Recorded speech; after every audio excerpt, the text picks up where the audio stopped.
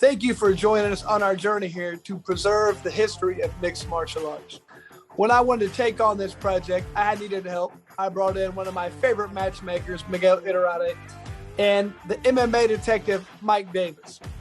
So to do this, we've been able to preserve history. Welcome and enjoy. Hey, Miguel Iturrate, Lights Out Podcast, Mike Davis, and we are joined by Moti Horenstein, an MMA pioneer, one of the early forerunners, and especially when you consider international MMA, a representative of Israel, now living in New York, and we're joined by Moti Horenstein. Sir, how are you?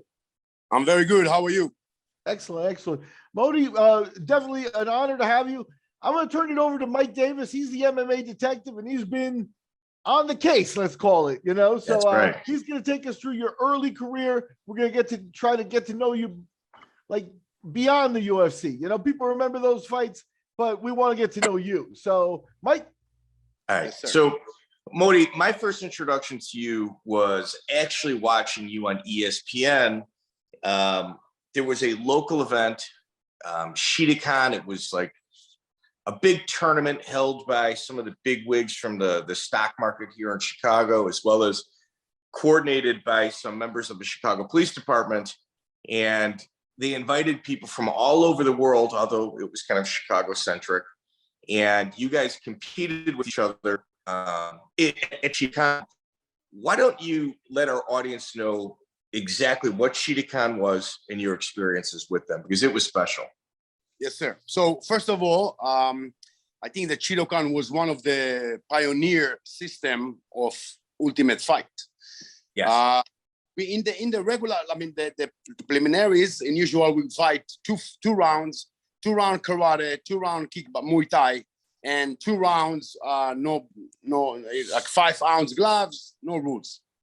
And then when you get to the finals, you do 3 rounds from each one.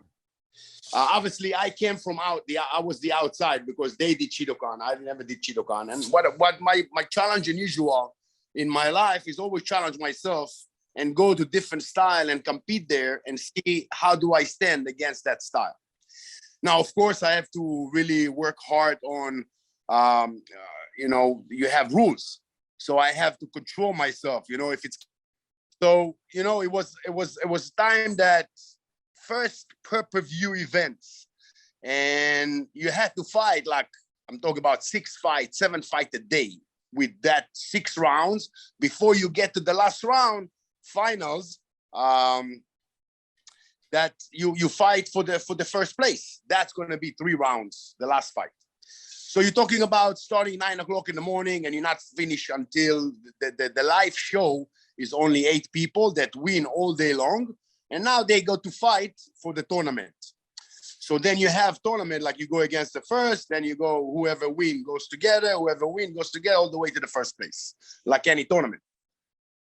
So, it was a first timer. We didn't know what to expect. It was just fun things, like you had to change your fight between and really control what's going on. And me coming from outside, I didn't know the rules like they. And you allowed 5 penalty, 6 penalty you out, but you allowed 5 penalty. So in Kyokushin karate, you're not allowed to punch in the face. I used to get punches in the face, and you can get back to the other fighter, but it wasn't my intention. My intention was to stay by the rules and not to get no penalties on doing something wrong, because that was my goal. And I fought against unbelievable fighter there. One of them was Peter Vine. And he was the 24 years old, 6'4", and he was the champion of Shidokan for many years. And when I came, it was my way to go for the last round for winning the world champion. And I win that fight. And then, obviously Shidokan didn't really was happy about it that somebody else not from Shidokan win the Shidokan tournament. So they set up 3 more fights. There was another 9 rounds, and then he was 12 rounds just to see if he can beat me. I was like 12, 13 years older than him. And the guy was very good, and we had unbelievable fights. We just like But I think that Shidokan, I don't know why, but this is a great tournament. It was, and so people at home can kind of understand, like, how the magnitude of what Shidokan was. It's real easy for people to say, "Oh, he's a traditional martial artist," and you just kind of write it off. Well, at one point, that's all people had. Like the guys that really desired and wanted to fight and test themselves. The platform that exists now just didn't then, and they used to have to go, to these other regional tournaments. So Shidokan had several early pioneers of mixed martial arts people in it that eventually transferred over to the UFC. I think Pat Miletich was one of them. Shoney Carter certainly was. Brian Gassaway was. Dave Strasser was. I mean, there was some really high-end guys that made their impact in the UFC that went through the Shidokan tournaments in order to, prove themselves and their worth prior to the UFC even existing. Yeah, so it was. I remember UFC asking us after they saw us in pay-per-view to enter to the to the first 10 UFCs. They contacted them. Yes, in fact, from what I understand, Dana White and the Fertittas, prior to purchasing the UFC, had explored purchasing Shidokan, and it was just kind of like one of those avenues where they were going to go one way or the other. They were going to get involved in combat sports. It was just to what degree. So, a very important part of history. So let me ask you, Moti, how did you get to the Shidokan tournaments? Were you coming from Israel, or were you already based out of New York? I was already based in New York. And I did a lot of tournaments of Kyokushin karate and kickboxing and stuff like that. So a lot of people knew me as a good fighter. I was winning a lot of fights. I was fighting every 2-3 weeks.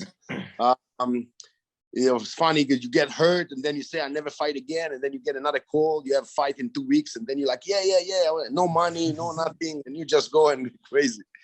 And they approach us from UFC to come and do, we didn't know what it is. We just saw Gracie was the first tournament and stuff like that. But I think that really Shidokan was the ultimate fight then, because we did a lot of different things in that, and it was 9 rounds, and that wasn't like, when the UFC started, it was cool because there was no rules. It was a half-hour fight.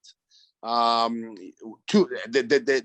commercial for that was 2 goes in, 1 goes out. That was scary.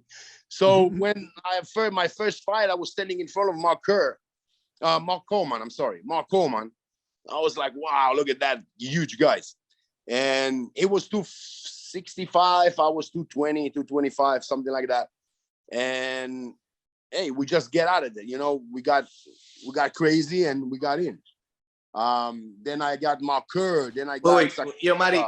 Moti, we're going to kind of take this step by step. If you don't mind, I apologize. Yeah. So Eddie Yoshimura was a local. He was a Chicago police sergeant. He had a gym that actually produced several people that went on to fight for the UFC. He was I think he was the main Shidokan guy that put everything together. But from there, after Shidokan, and as well as several other tournaments, July 12th, 1996, you make your UFC debut at UFC 10. Why don't we talk about how you got into the UFC? So I got a phone call, and they told me we're making a new tournament. It's something big. We're going karate against kickboxing against grappling, all kind of styles against each other. I was like, okay, great. You set me up for a fight. I will come. No, it's a tournament. Like those days, it was only tournaments. It was no one fight. Later on came the one fight championship style and stuff like that. But those days, we will fight all day long until the night when somebody is lost, You go through a lot of different fighters. You win, you continue. You lost, you go home.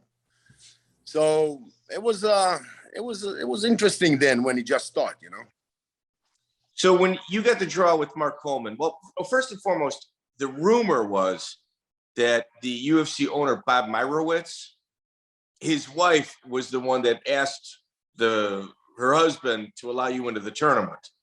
Oh, really? I don't know. I know that Meyer called us and asked if I can jump in, but I didn't know about his wife, no. Yes. So are you Israeli military? Former Israel? Yes. You grew up in Israel?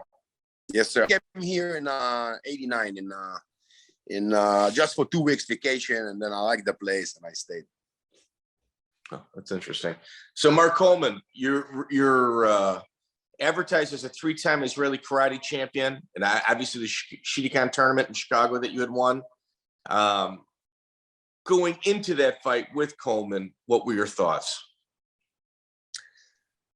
The first thing, you saw those guys. You were in the hotel, so you see them doing the weekend in the elevator, in the lunch, in the food and stuff like that. And I saw his legs, I saw his body. I was like, I know that unusual somebody have that kind of physique is not having good cardio. Yes. I find out that they do have a good cardio, but not for a long time. But they stopped the fight after 2 minutes and 50 seconds. Obviously, we knew that he would take me down. His punches and finishes on the ground was nothing. I didn't get hurt. They just didn't want to have a blood then in the beginning because they want to put it in pay-per-view. So they stopped the fight very fast. So 2 minutes and 50 seconds with Mark Kerr and Mark Coleman, they stopped the fight. I didn't have any blood, no black and blue, no. I was on the floor protecting myself and waiting until they're gonna get tired, but they stopped the fight. I couldn't get out of them under. They're wrestlers, they're very good in mounting you, But it doesn't matter. I was waiting for them to get tired and then work, but they stopped the fight. That's right. That's right. So Mark Kerr, they don't do you any favors in your second bout. It's almost like a larger version of Mark Coleman, July 27th, 1997 at UFC 14, where they put former Division I national champion from Syracuse University up against you. Did they give you like an option of opponents, or is this somebody that you chose? They choose. They tell you like from the beginning, you come to fight that guy. Man, that's a rough second draw. Those days wasn't no videos to see other fighters or fights. It was no knowledge of the other fighters. Whoever comes in the ring, you go head to head. That's it. You don't check them. You don't know who is the guy. Those is like the 80s. No, within 90s, we didn't know who is the other fighter. Now, when you have you seen the UFCs? A couple of the videos, at least, or the pay-per-views before you fought it? Of course. Okay, but Coleman was a new thing too. This was also his debut. There was nothing like him before. Exactly. So, did you get that feeling of like, why me, or were you like eager for the challenge? No. Talk about. Let me ask you about steroids. Do you think that was a factor in that one? Absolutely. I mean, the guys, first of all, doesn't listen. I fought a lot of people. I fought Bob Schrijber in Europe, and this guy on all kind of stuff. And I was kneeing him in the face, elbow him in the face. The guy didn't go down, So if you remember, also it was a big show about Mark Kerr and Mark Coleman, about all the drugs and all the stuff that they take all the time, Mm-hmm. So, and I was first for Mark Coleman and first for Mark Kerr, so nobody saw him before. I didn't saw him before. So nobody was, whatever, wrestlers, grapplers, whatever. Let's fight. We see who's coming on the top. That was our mindset. Crazy. That's interesting. How much was the entry level pay at that time for UFC 10 and 14? I got altogether for all my fights, 2,500. 25 each or 2,500 total? 25 total. 2,500 total. Okay. I'm sorry. On the first with Coleman, I got 25. On the second, I think I got 5,000. Okay. Man, it's better than it was a few years ago for the UFC. That's for sure. All right, so you had in 1997, I don't have the date for it, you fought in an organization known as Kingdoms, and you had drawn Sakuraba, pre-Sakuraba being a monster legend. He was kind of on his way. That's before anybody knew him, because he was doing shows wrestling, you know. And then he got into the fighting MMA, and he was unbelievable. I mean, this guy really had unbelievable skills. So let me get this straight, Mike. Mark Kerr, no one's seen him before. Moti gets to see him first. Mark Coleman, no one's seen him before. Moti gets to see him first. Sakuraba, no one's seen him before. Moti gets introduced. Good Lord, Moti, they really didn't treat you good. With my luck, man. Who knows? You know. Listen, I didn't have a coach. I didn't have help. I didn't have cornermen. I was traveling all over the world just by myself. You know, it was very hard to fight like that, because those days nobody pay for your fights, pay for your way to travel, pay your coaches. I was going by myself to places to fight, and just, you know, whatever happened. All right, so Miguel, sometimes, like in Moti, I don't know you. Like, I really, obviously. Right. There are certain things in life that you have to answer for. Like, I looked at your record and I said, oh, Moti was not a good guy. Look at these people. This is karma. There's something that Moti did that was very bad, because you had Mark Coleman, Mark Kerr, Sakuraba, and then after this is Oleg Taktarov. But before we get to Taktarov, this is a crazy record. Before we get to Taktarov, with Sakuraba, so was that fight like a pro wrestling mix, or was that a real fight? No, it was a real fight, MMA. It was the first time the Kingdom put real fight for his fighters. So people say it's like, you know, it's a pro wrestling bout, but I watched it. There's no way that was pro wrestling. Like, there was, you know, a couple instances where the movements of the two of you may not have been in sync, but it was because it was like a chain wrestling type, you know, scenario. What was it like fighting Sakuraba in Japan? We describe it like a snake, you know, like everything that, I mean, it wasn't there 100% for my shots. He knew how to get around that. He knew how to excellent submit it. Obviously, I got 3 times out of arm bars, pick them up, throw them on the floors, and it was about, I don't remember, like 12 minutes, 15 minutes fight, until he got me with the leg lock in the end. We pretty much worked hard for a long time. It was a good fight. I felt good in this fight. I felt, you know, I was a little bit bigger than him. That's the first time I'm bigger than somebody else. It was a good showing. Yeah. And it was a great fight, man. I enjoy, even if I lost the fight, I enjoy the fight, man. I would say that's probably your best showing, but it's also like, up until this point, you've had, you know, 250-pound wrestlers. You know, now you've got another wrestler, except it's somebody, you know, maybe not as big as you and not as skilled as the other two. They're not counting that fight on your record due to the fact that they said it was on a pro wrestling event, but that fight was absolutely 100% real. Like, you could tell just by watching it. Yeah, I got hurt. Yeah. So after that, you fight in Almaty, Kazakhstan at the National Free Sparring, February 21st, 1998, against another legend in Oleg Taktarov. Yes, sir. So this is happened, like we went to Kazakhstan and to do a tour of, it was a 5 fights tour. So one of them was Taktarov, but we was fighting like every 3 days we was fighting somebody else, and then Taktarov was there as well. But it was I mean, the Russian bear, you hit him, he doesn't care. It was very good. Was this a tournament that you were in? Yes. Okay, who was your first round opponent? Another Russian guy. Okay, and you won that bout. Yes, I won the first 3 bouts, and then I fought against him. We went to different cities to do different tournaments, and with him, like the one with him, he win also like 2 or 3 fights, and then I fought with him for the finals. Okay, yeah, because I'm looking at like how it's laid out, and I think the records of the 3 days are kind of pushed into one. So yeah, Mick Tierney was the opening bout for Oleg, and then he's got you. Obviously, you had people prior to that. What's interesting is at 1:30 in round 1, the the bell keeper started ringing the bell. It was almost like there was an emergency happening and that the referee had to stop the fight. And they gave you guys a break. What was taking place at that moment? It's right. Russia have their own rules, their own things. They in charge. They also decide, in usual, who's going to be winning.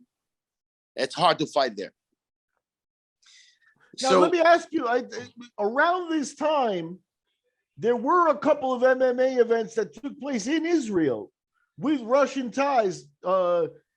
Nick Nutter fought Vovchanchin there, and there were shows that were also run by Federico Le Pen in Israel. Did you ever get approached by those shows? There was later on.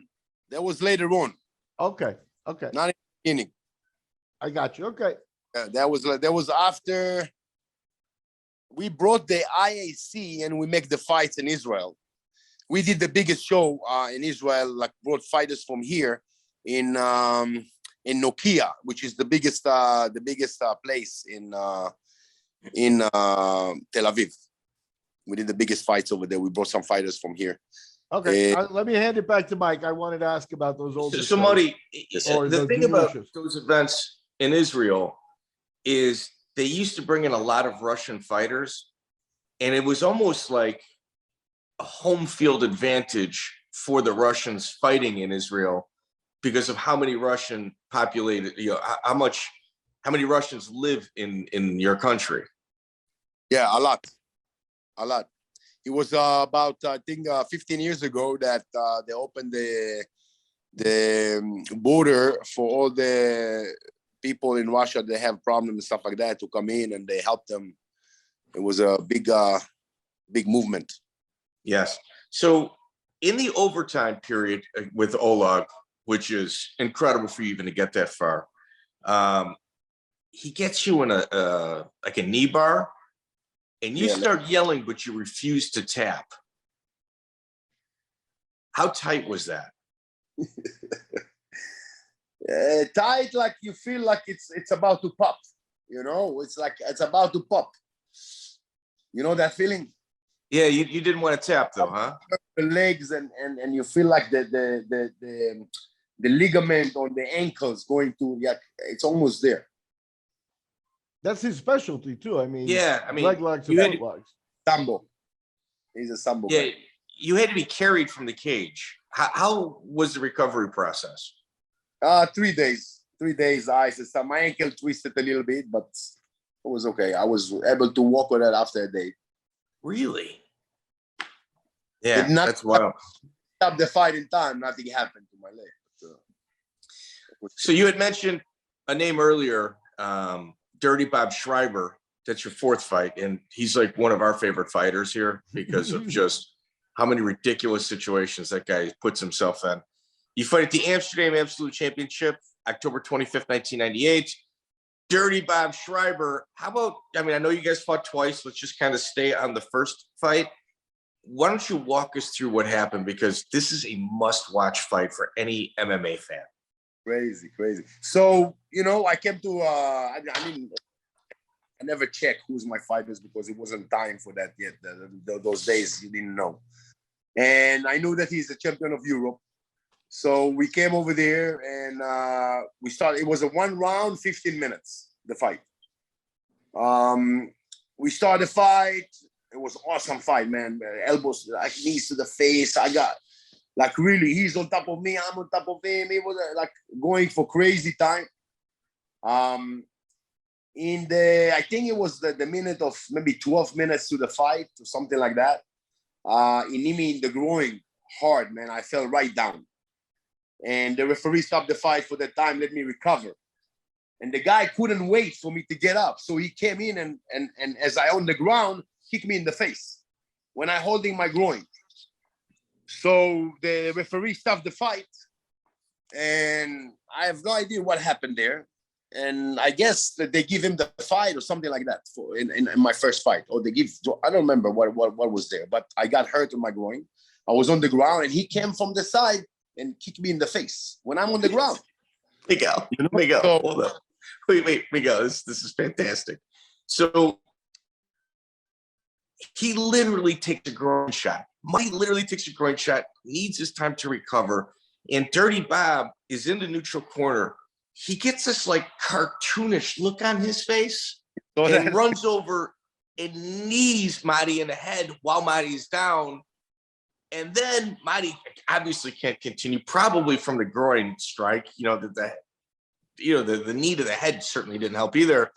And they give Dirty Bob the fight. They give him the win. Yeah, it's Holland. So like Moti was holding his groin, so he hit him in the head. If he had been holding his head, he would have hit him in the groin again. That's Bob. Yes. I mean, that's crazy. But so it does go down as a loss on your record. Are you upset at the show? Like, how do you complain? And how was the pay?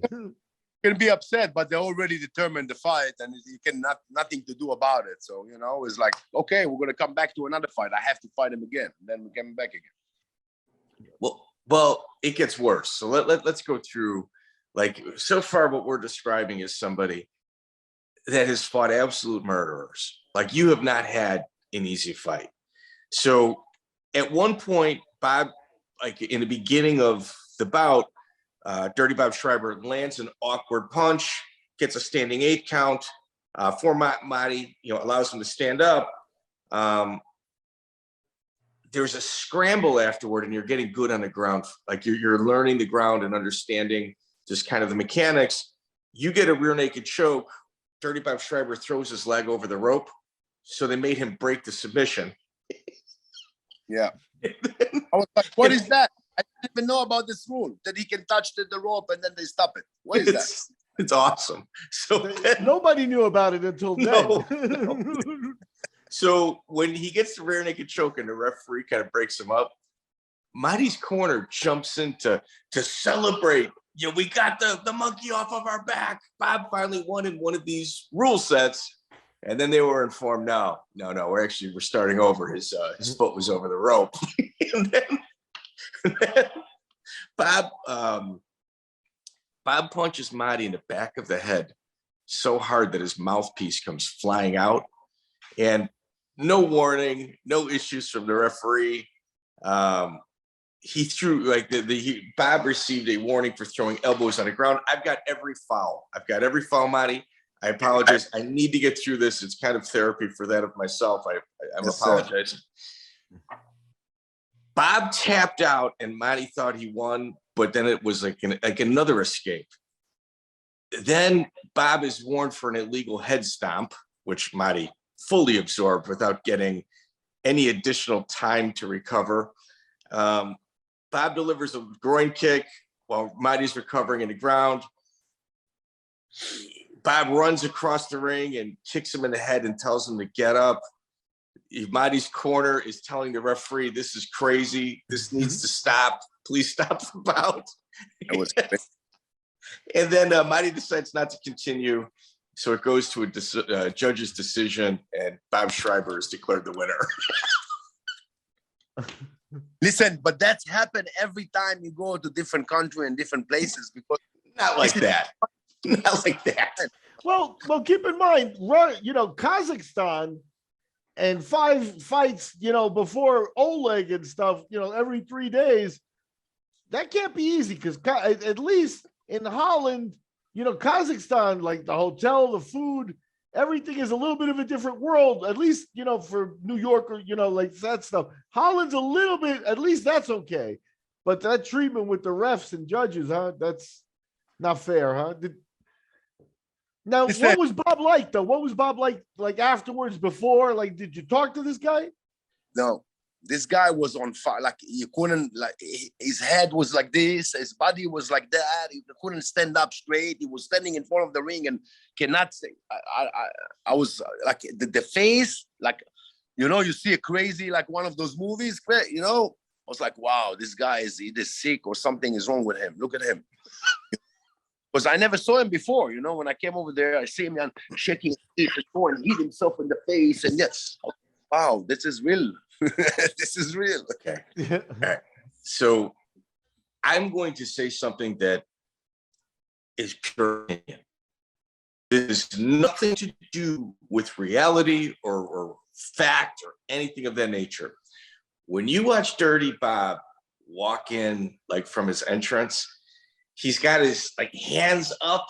He's like, he's on a different planet. Like he's not here. Like wherever he is at, I'm not going to say he did all of the cocaine, but I'm saying that there was something that maybe he ingested to kind of get himself to that level, because he is not on this planet. Yeah, he's flying. I mean, yeah, but you know, the people over there after the fight told me also, you know, this guy is on a bunch of drugs and hard to hurt him. You can't hurt a guy like that. It's hard. Well, we had Gilbert Yvel on, who is one of the most devastating punchers, pound for pound. He's definitely in the top 20 ever to live. And he said he hit Dirty Bob with everything, and he realized there's absolutely no way he could knock him out, because Bob would just get a funny look on his face and keep moving forward. And there was just nothing you could do. Like, as somebody like Dirty Bob, you just had to pace yourself and, you know, deal with all the fouls and, you know, try to win that way. Yep. Yep. Now, Moti, you're you know, you come from karate background. Karate isn't really it's not known for steroids, but now you've crossed over into this new world. Did you at some point consider doing steroids? I mean, no one's testing. Is it crazy? What was your mindset about it, and how did you feel knowing about your opponents? You know, I was naturally going 225. I didn't have to do anything for the fights, you know, not the cut weight, not the head weight. I was the lightest one on the super heavyweight. Mm-hmm. So it was 220, the super heavyweight, and I was 225. So I was, you know, I never think to go 5 pounds and try just heavyweight instead of super heavyweight. But it was like comfortable for me because I didn't have to do anything, and I was fighting all the time. And just take fight, whoever. I didn't care who is that, you know. I didn't care if it's this one or this one. 1 second. Yeah, it just didn't matter, huh? Yeah, just let me fight, you know. And it was funny because every 2-3 weeks you get the phone call and you want to fight this one, you want to fight this one. I was like, I don't care, just, you know, give me the time and the date. And a lot of fight didn't happen, and a lot of fight did happen. You know, it was all days. So, but it was very. Where were you training at? I'm sorry? Where were you training at for these bouts? I was training in New York. I had my own dojo. I was working 3 jobs and training in my dojo and fighting. You know, it wasn't like the luxury of fighter can train morning and afternoon and get paid good, you know? It wasn't like that. There's the time that we had to work all the jobs, and then the weekends go and fight the weekends and come back and start the week again. Doesn't matter if you're hurt or not hurt. You got to be teaching class Monday after the weekend. Yeah. You're now in Florida, am I correct? Yes, sir. Yes, sir. Okay. When did you move from New York to Florida? 2004. Make the move. I got tired from the cold snow. Living 6 months of the year there. So I moved over here and I'm happy. And you had never thought about moving back to Israel? No. Huh. Okay. So May 24th, 1999, the Boss Rutan Invitational. It's the second event that they did. John Peretti is the matchmaker, and you finally get a fight that allows you to fight another stand-up fighter. No, I didn't. Pat Smith? Yeah. And with that, I came to Colorado bringing one of my fighters to fight in the event. I wasn't scheduled to fight. This is a funny story. Oh. So he came to me when I'm there, and he said, listen, the fight of Pat Smith didn't show up. Can you fight tonight? I was like, I don't even have a mouthpiece and a pants, man. Well, how can you know what? You pay, I fight. Don't tell anybody nothing. You just show up in the ring and that's it. He's not going to say anything because the other guy didn't show up. So we did that. We just showed up in the ring.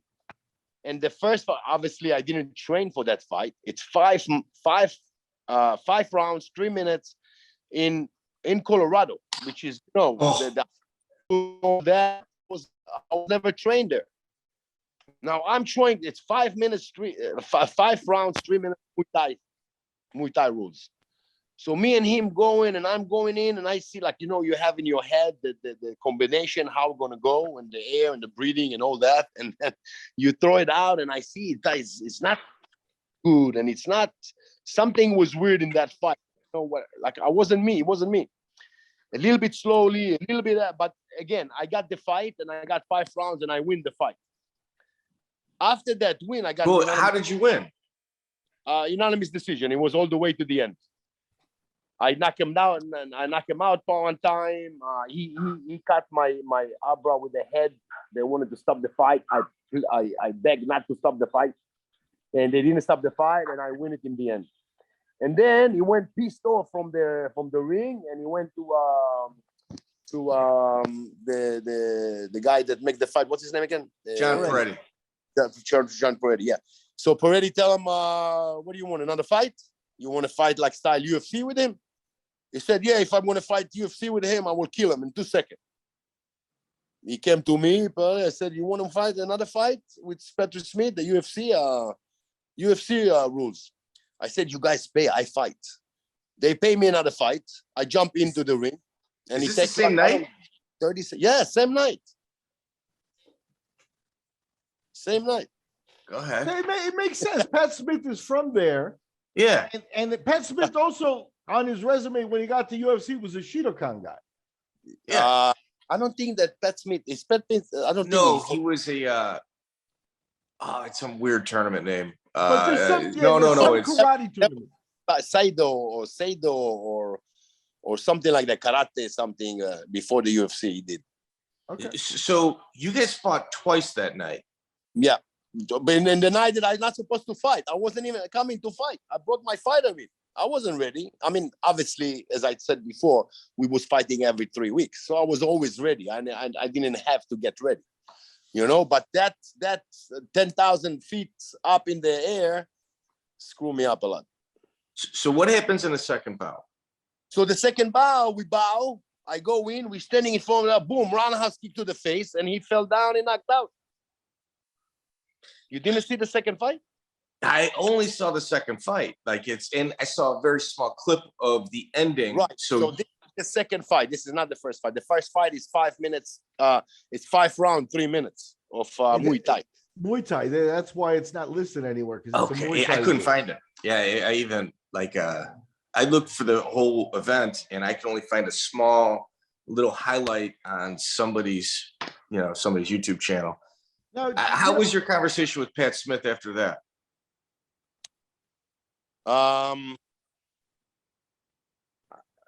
Did we talk? I don't think we talked. No, I think Miguel, I think the tournament that you're thinking of was the Sabaki Challenge. That's it. Yeah. That's what it is. You got it. You're right. The Sabaki Challenge took place in Colorado, and due to that fact of like a gloveless karate tournament taking place, Art Davey and the UFC were able to pull in with UFC 1 based on the Sabaki Challenge having taken place the year prior.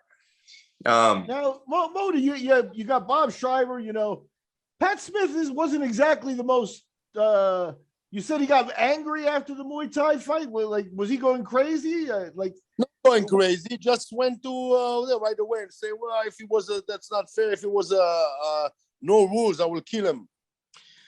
Well, I said, okay, if you want me to fight again, pay me. I will go up. Don't mind. So you got paid twice that night. Yes. So I wonder if Pat's original fight was like the UFC type rule fight, and because you were last minute, they made it Muay Thai. Is that the reason? I don't think so. I think he had that's supposed to be a Muay Thai. He was going to fight Muay Thai that day. Yeah, I think that it was a Muay Thai fight. That's what we went. That's the Muay Thai fight he had the same night. He made the second fight he made by going out and say, "Yeah, I want to beat him up." Blah, blah, blah. So for them, it was worth it to see us again. You know. Yeah, he was a big draw locally too. Yeah. What was your dealings like? Oh, in the second fight, people were shooting me in the house. You know. Yeah. It was crazy. What was your dealings like with Bas Rutten? Bas Rutten, just a good friend. Good guy. We never fought. Yeah, he's a great guy. Yeah. Okay. So November 27th, 1999, the Amsterdam Absolute Championship 2 decides to bring you back for a rematch against none other Dirty Bob Schrijber. One more fight. This time, everything's going to be okay.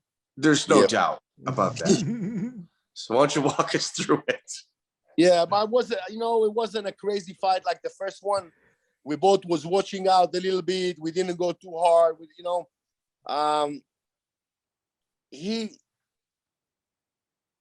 I don't remember exactly the fight. I need to rewatch that. I don't exactly remember the details on this fight, but I think he win that fight. Also, they give it to him as well.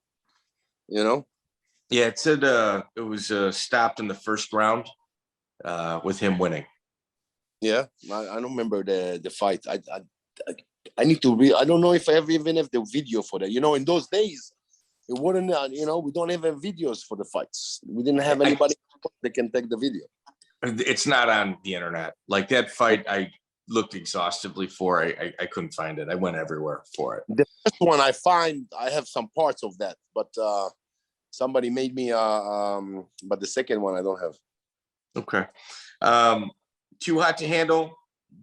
May 3rd, 2000. You're back in Amsterdam again. You're obviously very well liked there. The promoters enjoy using you. You're probably easy to deal with. I mean, that's generally what happens when somebody keeps getting brought back to a country. You fight Alexandre, was it Ferreira from Kickbox Academy? Brazilian, no? Yes, black belt. High-end black belt jiu-jitsu guy. Yeah. We had a good fight there. I think in the end he submitted me, if I remember. It was a key lock. Yeah, I think it was an armbar. This is my left shoulder broke in the snow accident in '92, in the beginning of my career of fighting. And now the arms, I cannot go backwards like this. So you touch he grabbed my arms and I tapped right away. I remember that. My shoulder is broken, so I didn't want to dangerous that. So you were receiving instructions from your corner on how to manage his guard. Had you been taking jiu-jitsu at this point? I was taking sambo, not too much jiu-jitsu. I remember when I saw the first fight of Gracie, I started to work with Royler. And it was just the beginning, the first 2 years that I'm working on basics. And obviously, a basic jiu-jitsu guy against a black belt jiu-jitsu got me good. Well, after a stand-up, you almost landed a wheel kick on him. You were so close to winning that fight. You really were. You really were. Was all if he didn't take me down, something will happen there. But after I was down and he was on top of me, it was then the story. It was hard. So Miguel, that concludes his MMA career. However, pre-MMA, the 1995 Masoyama heavyweight tournament, I think that was in Japan. No, it was in. We had some tournament of that in Rochester, New York, and Westchester, New York. It was Kyokushin Karate and USA Oyama Karate. Okay, so was it a combination of the two? Yeah, the world champion. I was world champion in both of them for 3 consecutive years. Okay, and then in 1996, you're the Tegora Oyama fighting champion. Yes, that's the USA Oyama that I said just before. That's there used to be a brother of Masoyama, and he opened his own organization. So I go to both organizations to win. Wow, that's interesting. So what are you doing now, Moti? For everybody at home that's kind of wondering of what you're up to. I have a great school. I'm training a lot of great people. I'm developing a great form of self-defense, that's my intention always was, Krav Maga. And when I went to fights, it wasn't my things to see, how do I do in those fights? Not really, or if I win or lose, or what, just for me to know what else I'm missing, what else I need to work, what else I need to bring to my students. In the end of the day, it's all about our students, And I really work all this time to get myself obviously better, you know, and just to see what else I can bring to my students, to my school, to my style, that I can really get better myself and bring others to the same success.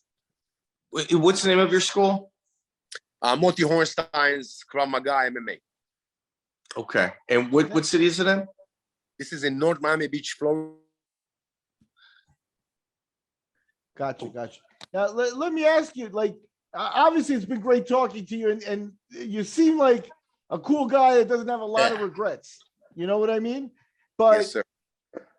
When you look back at it, you said that you didn't really mess around with cutting weight or anything like that. Do you think that if you had competed in a weight class instead of against bigger guys, that you may have had some different results? Is that something that you regret not looking at, or no? No, I tell you, I wanted to, like, I don't like, you know, I don't like to cut weight and play with that. I'm believing that, you know, I myself going the way I am all the time. My fight can happen any second during the day. It's not that I'm going to have to cut my weight or be looking better or have my gi on me or uniform or pants. The fight can happen any second. I have to react to it. What's the best thing to react? You know, and that's how I develop my style. And most of the time it's finished before it even starts. You know, as needs to be done, because we're not in the street. We're not standing up and like, okay, let's fight. It needs to be open palm to the nose, elbow to the face, take down, finish him, step on his head, walk away. You know, the finish needs to be 1, 2, 3. We're not playing around. I'm not going to go fight you. So I know what's going to happen in the street if you're going to get into me. But I want to know more than that. If you know something, where can I take myself to which level? And I want to be me. I don't want to change me every time, so I don't know where I am when I need to really fight. You know, so that's what my ways of fighting. It's old school philosophy. Yeah, no, that's excellent. So this is me. You know, this is how I am. So, Moti, if there was a memory from your days of fighting in mixed martial arts, I mean, I think every single fighter you had fought, with the exception of one, is in some sort of Hall of Fame.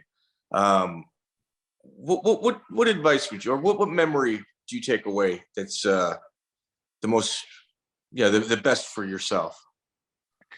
I think that no person is a machine. No person can really take you and fold you and break you. You know, anybody out there can be strong as you, or you as strong as him, technique-wise. You know, so just have to go out there and give your best, and that's what I did. You know, I love fighting. There was my drills and skills and love, you know, to just go inside and give my best. It wasn't the idea of, let me see if I can rip his head off or break his arm, or it wasn't never like that. It was, let me go in, see how good I do against that guy. That's it. And most of the time, you know, it was fun. We was shaking hands, hugging after, going out to drink and have, you know, it's people. We are friends. We are professional. Those days in the beginning was maybe still hate, you know, we'll kill him or whatever, but it wasn't me. I just go into the ring. You know, I never foul, like, I will not say ever, but I don't remember one time I fouled somebody else and I got a point against me, because that's my deal too. It was my control. It was my respect for the other person. It was my skill and drills to really not hurt anybody and do it the right way, which is the rules, you know? So that's why my fun was to stick with that. So somebody such as yourself, you know, you're a 3-time national karate champion in Israel. Obviously, former military, Israeli military. Usually guys like yourself tend to stay in the military and you become kind of lifers, is what they say in this country, and just, you know, train other military members and kind of go along life, you know, within that system. What made you leave the Israeli military? So the age of 21, I went out from 3 years of war, and I just had enough. Even if they asked us to stay, I didn't want to anymore, because it was 3 years of like not a good time. You know, it was with that, but losing all your friends, seeing people blowing up, it's really get a toll on yourself. And when I 21 and 3 months, I got the opportunity to leave or to stay, and I choose to leave. I wanted to go back to the martial art. I wanted to go back to fighting. You know, I was still training army and stuff like that, but not like staying there all the time. Okay. Yeah. Huh. Moti, you're an absolute gentleman. I sincerely appreciate your time with us, and your career, although not as extensive as some of the other people that we have on this podcast, is just as impactful and important as somebody that as our past interviews. We sincerely appreciate your time. Thank you so much for your time, guys. I really appreciate it. Thank you, sir. An honor, definitely an honor, and we'll keep in touch. Thank you. Check out the full interview on iTunes, Spotify, and all major podcast platforms.